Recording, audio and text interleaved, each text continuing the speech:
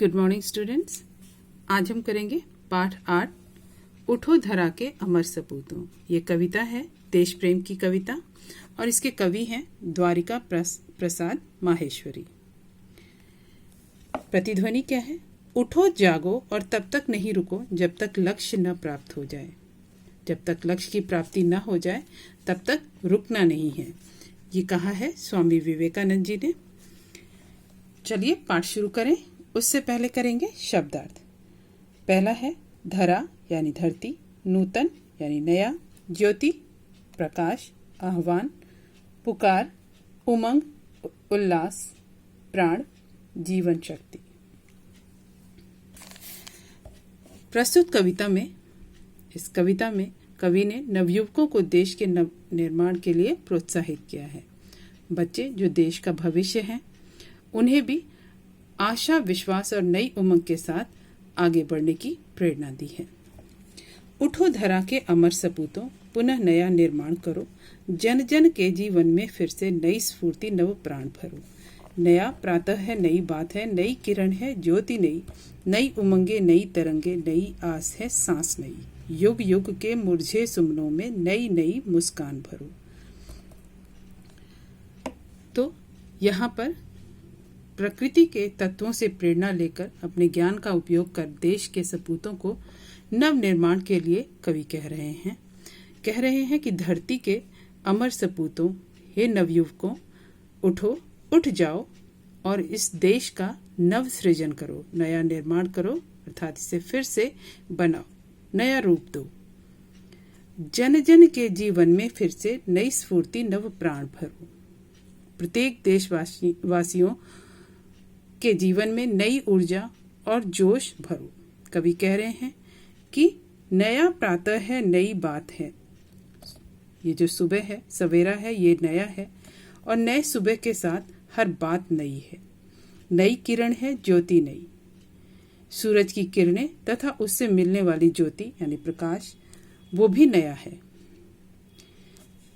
नए दिन के साथ नई उमंगे, नई तरंगे, मन में उठने वाली जो तरंगे हैं, उत्साह है, उल्लास है, ये सब नया है। नई आस है, सांस नई। हमारी उम्मीदें नई है, नई उम्मीदों के साथ हर सांस भी नई है। युग युग के मुरझे सुमनों में नई नई मुस्कान भरो। हे धरा के सपूतों, जो पिछड़ा वर्ग है, जो लोग मुरझा चुके हैं, मुरझे सुमनों, यहाँ मुरझे सुमनों का अर्थ होता है फूल। जो फूल मुरझा गए हैं, उन्हें फिर से खिलाने की कोशिश करो। अर्थात जो पिछड़ा वर्ग है, जो गरीब हैं, जो गरीब लोग, उनके बच्चे, उनके जीवन में फिर से उनके होठों पर नई मुस्कान भरो। जो एक मुरझाए हुए फूल की तरह हो गए हैं, उनके होठों पर नई मुस्कान भरो। उठो धरा के अमर सपूतों, पुनः नया निर्माण करो।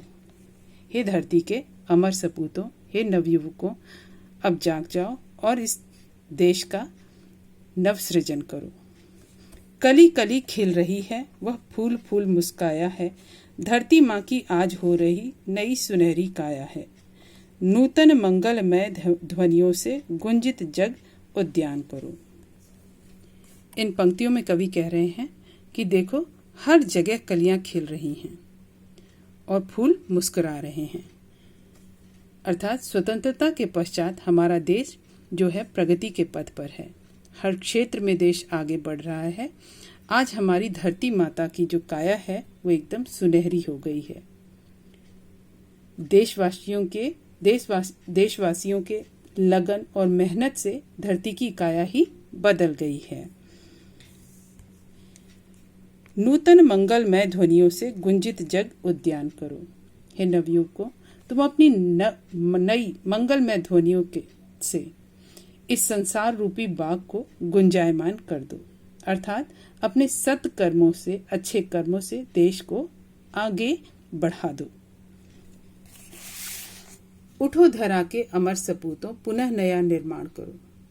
सरस्वती का पावन मंदिर, यह शुभ संपत्ति तुम्हारी है। तुम में से हर बालक इसका रक्षक और पुजारी है। शत शत दीप जला ज्ञान के नव युग का आह्वान करो। इन पंक्तियों में कवि इन छोटे छोटे विद्यार्थियों से कुछ कह रहा है। कह रहे हैं कि हे सरस्वती का ये मंदिर है, ये सरस्वती का पवित्र मंदिर अर्थात विद्यालय जो है, ये शुभ धरोहर है, शुभ संपत्ति है, ये तुम्हारी संपत्ति है। तुम इसके मालिक हो, तुम इसके रक्षक भी हो और तुम इसके पुजारी भी हो। कवि कह रहे हैं कि ये जो सरस्वती का पावन मंदिर है, ये विद्यालय अर्थात ये विद्यालय तुम्हारी शुभ संपत्ति है।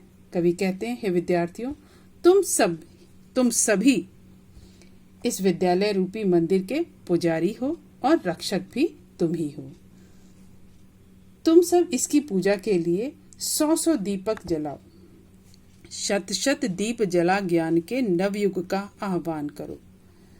तुम सब इसकी पूजा के लिए 100 दीपक जलाओ अर्थात अपने असीम ज्ञान को फैलाकर नए युग को बुलाओ, नए युग का आह्वान करो, उसको पुकारो अर्थात नए युग को तुम जो है आमंत्रित करो।